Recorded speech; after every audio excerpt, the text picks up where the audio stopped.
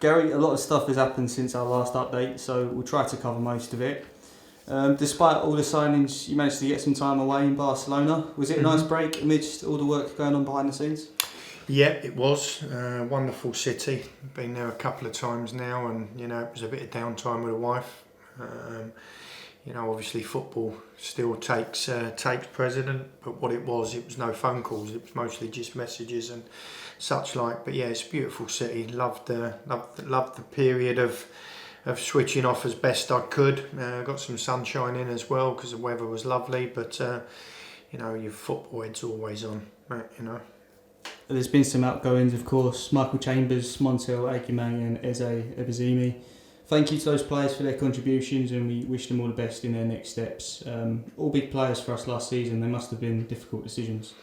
Yeah, John's added to that as well, isn't he, today, which is another one. Yeah, look, all of them decisions are really difficult ones, and there may be one or two more difficult ones to make. It's when them players have contributed so much and been a big part of the fabric of this club over recent times, they're never easy. So, what I have to do is assess the market and see what's out there and see what value I can put within the squad and, what changes I can make. I'm obviously looking to put my own blueprint on the team. I think the remit for the side is to be successful next year, and it's important I put the best team together, in my own eyes, that's capable of achieving that. So yeah, difficult decisions, and we thank every single one of them for everything they've done for the football club, and we wish them well in their future careers. You've made some really good signings, and they've all gone down a treat as well. Adi Aziz was your first signing. It's a huge name to have in our ranks for next season. A proven goal scorer in the National South. How big could he be for us? Yeah, I think he's going to be excellent. I think, he took some convincing because there was other Conference South sides. There's some sides that finished in the playoff positions that I think would have been interested in his services. But like with, any signings we've made, the way we've sold it to him is that we want to be in this division for 1 year and 1 year only. We're geared and we're ambitious and we're focused on getting promotion. He will be an important member of that squad, but it's not about any one individual. I think that's important that we assemble a group of players that are selfless, that are very much geared and focused on the on the collective more than their own individual prizes. Of course, we want some individual bits of magic, but it's always about the collective, and that's what we've got to look to put together, the right type of individuals. So every player is done, signed with a certain amount of diligence and obviously history taken into stock and checked on, and Addy, along with the other 7 signings I've made, I think will be excellent additions to the group, and there'll be a few more hopefully over the course of the next week to 10 days.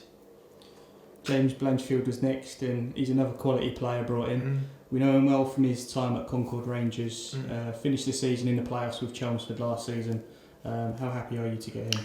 Yeah, I think he was a little bit despondent that he didn't get the minutes he would have liked at Chelmsford, but they were doing ever so well, and you have to respect Robbie and his team selections. But Blanche is someone that I've been familiar with for a long time. I've admired from afar. I think he was very much part of that Conference South, side at Concord that was, very competitive and, it was very difficult to play against. He can control games with tempo and with his quality on the ball. And I have no doubt that, especially out here on the surface that we've got here, he's going to be a real asset to us. But yeah, he's a good addition. He's at a good age and he's got some good experience behind him as well. So yeah, looking forward to working with him as well.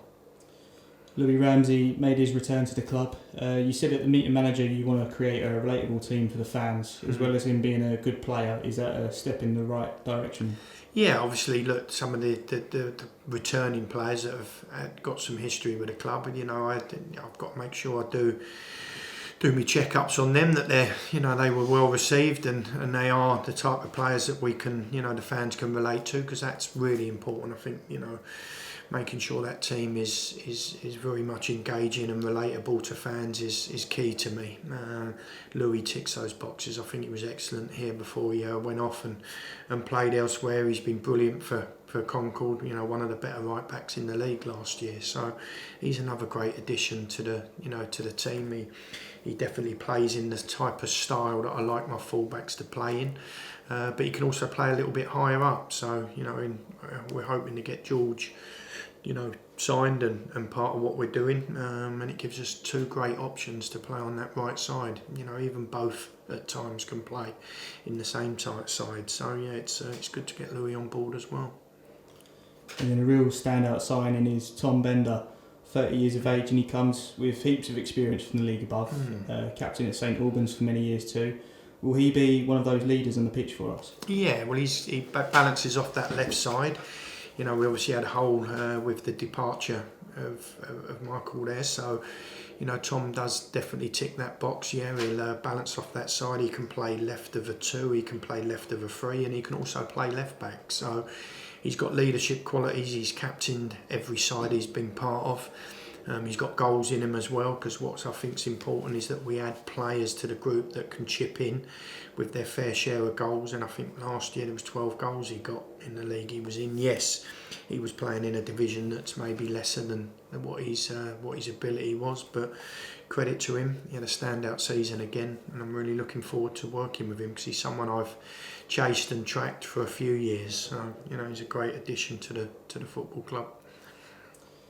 Alfie Cerulli was also confirmed for next season. He had an exceptional start to life here, and I think struggled a bit after his injury, but adapted into a new role. Do you see potential in Alfie to be a top player for us? Yeah, well, I think he challenged me in terms of wanting to get something sorted. I think he had quite a bit of interest, which tells you, exactly where he was at. He's a player that I've tried to work with before, or at least, had the viewpoint to work with before. We played extremely well on a few occasions against us, and games I've watched in the Conference South, and he's definitely again fits the blueprint of what we require in that final third. We like players to play with energy and purpose and be expressive and make sure that there's a reaction to anything that's given up. And he, the distances he covers and the energy that he plays with and the quality that he can play with, he will be an important member of the squad. And then we also welcomed former Concord captain Aaron Pollock and also Malachi Napa from Wealdstone. How did those deals come about, and how will they add to the team? Aaron, I've tried to sign. Location was a problem. I spoke to him last summer, and I think even the summer before that. He's again a centre back that ticks the boxes for me. Good attributes. Again, he's captained his side in the Conference South. An aggressor, a leader. Again, someone that's very good in both boxes.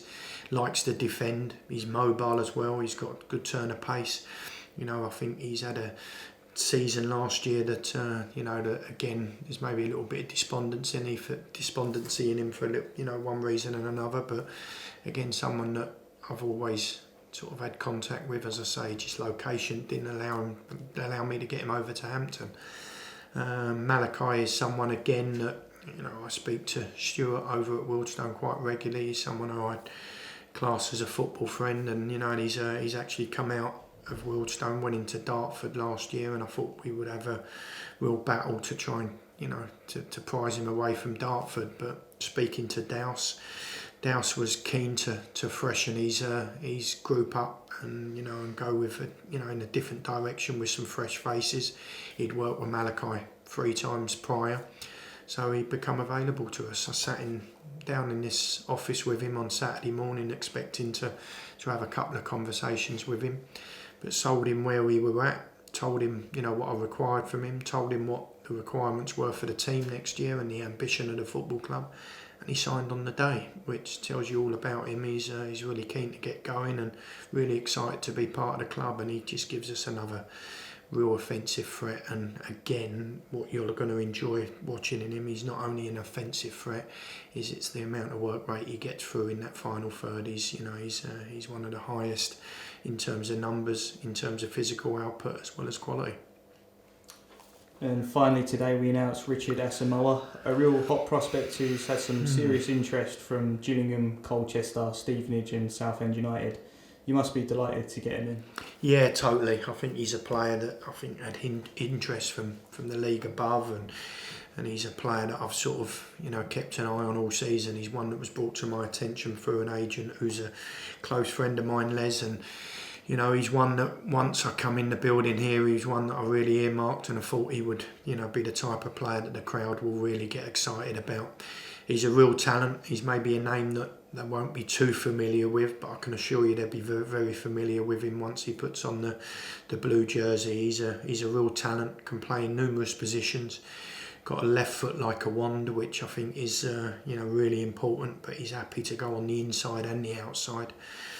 Still a learning player, still very much a work in progress, and we'll have to be patient on certain aspects of his game, but he's one that's going to definitely excite the crowd, and I'm really pleased to getting him over the line. In total, 8 signings already so far, and it's still May. How important is it to get the business done early? Yeah, I mean, I'm still juggling a lot of balls or players, however you want to look at it, in the air. I think some of them are waiting for Real Madrid, but that's football at the moment. It is flipping back to being a market that's coming to us a bit more. I'm getting more players reach out and agents get in touch with us. But yeah, I think to get the business done as early as you possibly can, it gives you great preparation. It gives you a great foundation, and also it creates a bit of interest in players on the outside, especially if the signings are right. I've met another 3 players today. I've got another couple to meet this evening, and we're trying to get 3 or 4 more done over the course of the next 72 hours. It's never easy because obviously options and different bits and pieces prevent it being a quick process, but I'd like to think by this time next week that number of 8 that we've signed will maybe grow. There's a few players on the inside that I'm still in negotiations and discussions with that are already in the building, but I think trying to get your group assembled as early as you can is every manager's wish, but sometimes a little bit of patience can work in your favour as well. So maybe 1 or 2 little openings left in the group could see something drop in our lap that's special. So it's just getting that balance right. I'm happy with what we've done currently. Question everyone has been asking of late is about the pre-season schedule. Is there anything you can share on that? I think it'll go out in the next couple of days. It's complete. It sits there right in front of us. Ben. It's at a level that I think it's got a good blend there. I think it's got a bit of. There's a couple of full-time sides in there. There's a couple of Conference South sides in there. There's 2 or 3 Level 3 sides in there. So it's a good blend and a good mix. But I think out of courtesy to one of the full-time sides there that they want us to piggy bank their press release, I think we'll maybe wait till the weekend on that, but that'll go out very, very soon. We've got 9 games in there. One of them's against Hutton, which is our early one, which we'll use as a game that gives us an opportunity to look at 1 or 2. But then there's 8 games that follow that with different levels and different challenges, so it should give us everything we need. You said before about working things out in order to get an assistant manager in. Is there any update on that? Yeah, I've made some progression on that, and again that'll be announced the weekend. I've agreed with an assistant manager stroke first team coach that will fill in both roles, and I hope to announce that by the weekend, and I'm hopefully one from the inside will be staying as well. I'm just got to have further discussions on that front, but management team is taking shape as well, and we've got to get that right because it's as important as any part of the football club. So yeah, that'll be shared hopefully in the next 72 hours as well. Well, Gary, that wraps up our pre-season update as we gear towards the return to action. Excitement is definitely starting to build already. Do you have a final message to the fans? Yeah, obviously season tickets I think are on sale. I think there's a buzz around the place, which is really nice to see. I'm hearing that from upstairs. There's been some positive noises from the signings we've made. I'm hoping that's going to continue. They might not agree with everyone we make, but in general we're trying to really create a team and a environment that the fans can really relate to. As I've just said, we represent them. So if you haven't bought your season ticket, I'd like to think we're doing enough to get you to sway towards doing it. So if you haven't already, get out there and get it done.